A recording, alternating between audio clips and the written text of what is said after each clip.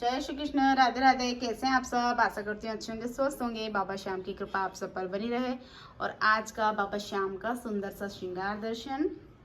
और आज मैं एक सुंदर सी लीला बताने जा रही हूँ मेरे लाडले की। और इधर बैठा है केशव और यहाँ पर बैठा है बिहारी और इधर भी बिहारी। और यहाँ पर है मेरी लाडली सरकार, मेरे लड्डू। लड्डू सभी को राधे राधे करो, जय श्री राधे। और यहाँ पर है वासुदेव लाडो। और लाडो को मैंने बिंदी नहीं लगाई है। और आज मैं इस नटखट की लीला बताती हूँ कि ये आजकल क्या कर रहे हैं। पता है इनको है ना सगाई करवानी है। और मैंने शादी का तो सोचा था कि मैं शादी इनकी लड्डू की करूँगी, पर कब करूँगी ये तो मुझे नहीं पता है। मैं 1-2 साल का सोच रही हूँ, पर सगाई का मैंने नहीं सोचा था। सगाई का मैंने सोचा था कि हाँ पता नहीं क्यों एकदम भाव आने लगा कि लड्डू की सगाई करनी। पर ये तो जिद पे अड़ गया भाई कि मेरी सगाई करवाओ। अब मुझे ये नहीं पता कि किस दिन और किस तारीख को मैं इसकी सगाई करूँगी, क्योंकि ये इनके हिसाब से करवाएंगे जो भी करवाएंगे। और वृंदावन जाने का था मेरा, क्योंकि मुझे तो अपनी बहू को वहीं से लाना है, वृंदावन से अपनी लाडो को। तो मैं वृंदावन से ही इनकी सगाई वहीं करूँगी। तो अभी हम सगाई की मैं तैयारी कर रही हूँ, हम नहीं मैं, क्योंकि सब किसी को बोलूँगी तो उनको ऐसा लगेगा अजीब सा कि अरे क्योंकि मैं क्यों नहीं, मेरे पुत्र हैं ये, तो मैं इनको अपने पुत्र भाव से भजती हूँ। और श्रीमद् भागवत गीता में भी कहा गया है कि भगवान से कोई रिश्ता बनाना चाहिए, तो मैं क्या बनाऊंगी। अगर मैं इनसे रिश्ता बनाती तो मेरा रिश्ता कब से टूट गया होता। पर मेरा रिश्ता इतना मजबूत इसलिए है कि कोई मेरी गर्दन या मेरा पुत्र है। और मैं बहुत ही मतलब प्रेम करती हूँ। और एक लौता पुत्र है ये मेरा, और मैं इसी के सहारे अपना जीवन व्यतीत करने वाली हूँ। और 8 साल हो गए हमारे माँ बेटे के रिश्ते को। और काफ़ी टाइम हो गया इनके मुंडन को, काफ़ी टाइम नहीं 8 साल हो गए इनके मुंडन को। तो अब मुंडन के बाद भाई 8 साल के हो गए हैं मेरे लल्ला। तो अब मैं इनकी करने वाली हूँ सगाई, और सगाई के बाद करूँगी शादी। तो मुझे बार बार याद दिला रहे हैं कि मैया, ओ मैया मेरी सगाई करा दो, मैया मेरी सगाई करा दो। बस बार बार एक ही बात बोलते हैं मुझे कि मैया मेरी सगाई करा दो। तो मैंने बोला चलो ठीक है भाई, अब तुम्हारी सगाई कराऊंगी। पर मैं कैसे कराऊंगी मुझे नहीं पता है। पर मुझे ये पता है कि मुझे अपनी राधा रानी, अपनी लाडो वृंदावन से लेकर आनी है। तो मैं इनकी सगाई भी वहीं करूँगी और बारात लेकर भी मैं वहीं जाने वाली हूँ वृंदावन अपने लाडले की। तो मैं बारात भी वहीं लेकर जाऊँगी। और जो भोजन प्रसादी भी रहेगी तो मैं वहीं करवाऊंगी। और बहुत ही सुंदर तरीके से इनका मुंडन हुआ था। और इतना अच्छा मुंडन हुआ था कि मैंने कभी अपने जीवन में देखा नहीं ऐसा मुंडन, इतना सुंदर तरीके से हुआ था।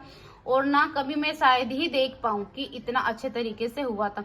मतलब अगर मेरे परिवार में जैसे मेरी बेटी या बेटा कुछ भी होता तो भी मतलब इतना अच्छा मैं नहीं कर पाती। और ये ठाकुर जी की कृपा से हुआ है, इन्होंने ही मतलब इतना भव्य तरीके से करवाया है सब कुछ। और इतना आनंद आया, इतना रस बरसा कि जो भी लोग आए इनके मुंडन में वो लोग खुद बोल कर गए। मतलब उनको भी यहाँ से जाना अच्छा नहीं लग रहा था, बहुत उदास होकर सब गए हैं। बोलते कि अरे हमको घर जाकर पता नहीं अब कैसा लगेगा, अब अच्छा नहीं लग रहा है, अब घर जाना पड़ रहा है। पता नहीं क्यों घर जाना पड़ रहा है, हमारा मन ऐसा हो रहा है कि हम यहीं रह जाएं।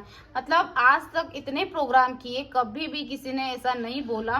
पर हमारे लाडले के मुंडन में तो इतने मतलब प्रसन्न थे सब, और इतना आनंद आया कि मैं क्या ही कहूँ। तो फिर सोचो कि इनकी शादी में कितना रस बरसेगा, कितनी कृपा बरसेगी। हल्दी मेहंदी, और मतलब कितना अच्छा लगेगा। माता पूजन होगा और बाबा खाटू श्याम के कीर्तन होंगे, और कथा होगी, दुर्दुरिया होगी। मतलब कितना सारा, मतलब कितना आनंद आने वाला है। मैं तो सोच सोच के इतनी आनंदित हूँ कि मैं शब्दों में बता नहीं सकती कि मैं क्या कहूँ।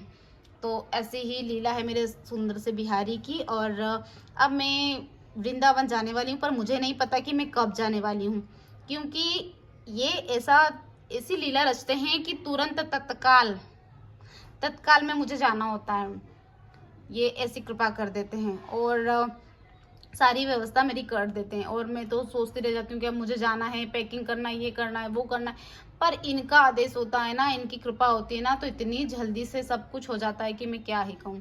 और कितने सुंदर लग रहे हैं मेरे लाडले, आज तो देख सकते हैं कितने प्यारे लग रहे हैं और बहुत ही प्रसन्न है ये कि मैं क्या ही कहूँ भाई, सगाई होने वाली है मेरे लाडले की, तो इसी के लिए। और अब मैं जाने वाली हूँ बरसाने और अभी तो मुझे शॉपिंग करनी है बहुत सारी। पहले तो मैं एक बार जाकर आती हूँ, वहाँ पर पंडित जी से पूछना है मुझे और मुहूर्त निकालना है, तारीख निकालनी है उसके बाद ही। और अभी मुझे बहुत सारी शॉपिंग करनी रहेगी अपनी बहू रानी के लिए, तो उनके वस्त्र वगैरह, उनकी अंगूठी, उनकी चूड़ियाँ, उनका श्रृंगार और सारी चीज़ें खरीदना है, उनका नथ टीका, जो भी मतलब मुझे लेना है सारी चीज़ें करनी है। और फिर उनका साइज लेकर सुनार के वहाँ पर बनने के लिए देना है ना काना।